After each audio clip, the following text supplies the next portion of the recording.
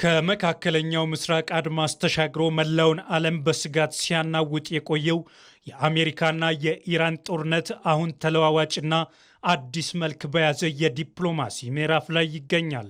ፕሬዝዳንት ዶናልድ ትራምፕ ዛሬ ኢራንን ከምድረ ገጽ እናጠፋታለን የሚል አስደንጋጭ ዛቻ ሲያሰሙ ውለው በማግስቱ ደግሞ አዲስ የሰላም ዕቅድ ይዘው ብቅ የማለት ልማዳቸው የቀጠናውን ቀጣይ አቅጣጫ ለመተንበይም አዳጋች አድርጎታል።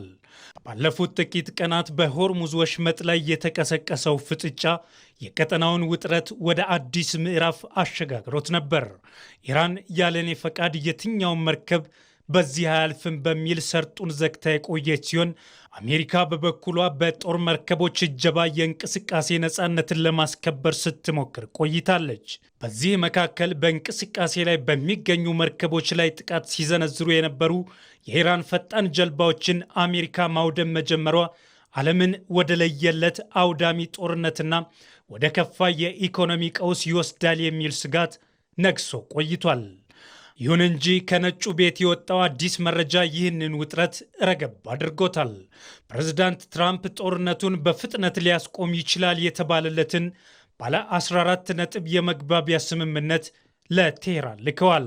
ይህ አዲስ የመደራደሪያ ሰነድ ሁለት ዋና ዋና ምሰሶዎችንም ይዟል። አንደኛው ኢራን የኒውክሌር ማበልጸግ ፕሮግራሟን ካቆመች አሜሪካ የጣለችውን ጥብቅ የኢኮኖሚ ማዕቀብ ለማንሳት ቃል የገባችበት ሲሆን ሁለተኛው ደግሞ የንግድ መርከቦች በሆርሙዝ ወሽመጥ ያለምንም ስጋት በነፃነት እንዲንቀሳቀሱ ማድረግ የሚል ነው። ሆኖም እነዚህ ነጥቦች ከዚህ ቀደም በኢስላማባድ የተደረጉ ድርድሮች እንዲከሽፉ ዋና ምክንያቶች የነበሩ በመሆናቸው አሁንም ውጤት ያመጣሉ ወይ የሚለው ጥያቄ በብዙ ተንታኞች ዘንድ ጥርጣሬን ፈጥሯል። በሌላ በኩል ብዙዎች ትራምፕ ወደ ድርድር ጠረጴዛ የተመለሱት አምነውበት ሳይሆን በአማራጭ ማጣት ነው ይላሉ። በተለይም ሳውዲ አረቢያ የአሜሪካ የጦር አውሮፕላኖች ከግዛቷ ተነስተው ጥቃት እንዳይፈጽሙ መከልከሏ ዋሽንግተን በጉልበት የማስገደድ አቅሟ እንዲቀንስ አድርጎታል። ይህ የሳውዲ አረቢያ ውሳኔ ትራምፕን ወደ ዲፕሎማሲው መስመር እንዲገቡ ካስገደዳቸው ዋና ዋና ምክንያቶች አንዱ እንደሆነ ይገመታል። ያም ሆነ ይህ ግን ቴሄራን የቀረበላትን የባለ 14 ነጥብ የመደራደሪያ ነጥቦች በጥንቃቄ እየመረመረች መሆኑን ገልጻለች። የኢራን የውጭ ጉዳይ ሚኒስትር ቃል አቀባይ እስማኤል ባጋይ እንደተናገሩት ኢራን ግምገማዋን እንደጨረሰች አስተያየቷን በአስታራቂዋ ፓኪስታን በኩል የምታሳውቅ ይሆናል።